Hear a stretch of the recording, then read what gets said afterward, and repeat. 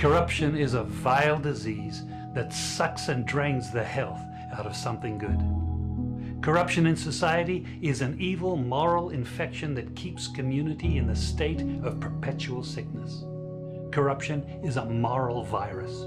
It's so potent it leaves its host sick, lethargic, and unable to realize and accomplish all that a well person can. Where corruption thrives, poverty and not prosperity thrives.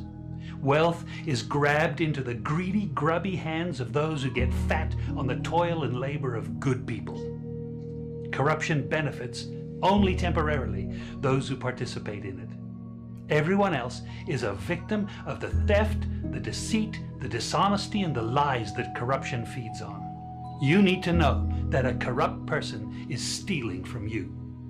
Corruption is filthy work and despicable acts of treachery done under the table and behind closed doors. Corruption is a disgusting shame. Corruption keeps a nation back from true development and from progress. Wise investors steer clear of a corrupt environment. They would rather put their resources into a place where the playing field of opportunity is equal for all and not bent towards feeding the financial lust of corrupt, lying, cheating, thieving politicians and government officials. How many wonderful development projects have been lost because the investors didn't want to do business in a swamp of evil? When those great projects go to another nation or to some other place, we all lose. Believe me when I tell you that corruption steals from you, it steals from all of us. Corruption plunders the nation's wealth. Corrupt people compromise on truth, equity, and fairness, choosing instead to feed off the short-term benefits of crookedness, exploitation, and financial perversion. Corruption is not just a personal matter, it's a culture. It's a way of life, not just for individual people, but for companies, communities, governments, and nations. Corrupt nations, hiding behind large companies, will seek to invest in other weak nations in order to take over the assets of the nation that they've invested into. They will provide financial loans to a nation for the much needed infrastructure, and they will do it with assets that they provide. They will sign contracts by lining the pockets of rotten government officials who participate in this kind of corruption and are then held hostage by their own deceit and greed. Corruption is nothing less than a form of theft and national robbery. A corrupt person steals from everyone in society. We all lose when corruption is rampant.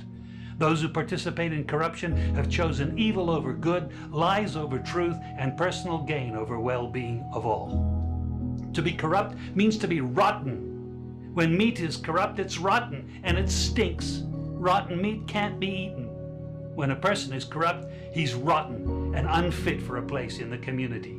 A corrupt person should be jailed in order to protect society from the vile deeds of the corrupt person. Government should be protecting us from the foul results of corruption instead of being the proponents and participants in corruption.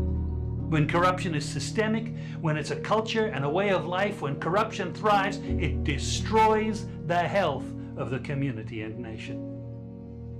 Now let me tell you something. Defeating corruption is a very difficult thing. The love of money is the root of all evil, the Bible says. People who love money will do almost anything to get it. Those who choose to stand up against corruption, you need to know that we're going to be involved in a war. We will be threatened, vilified, intimidated, marginalized, and ridiculed. These kind of people who stand up against corruption will often feel alone, as if they are the problem instead of the solution. Corruption can only be defeated when enough people have had enough and decide to do something about it.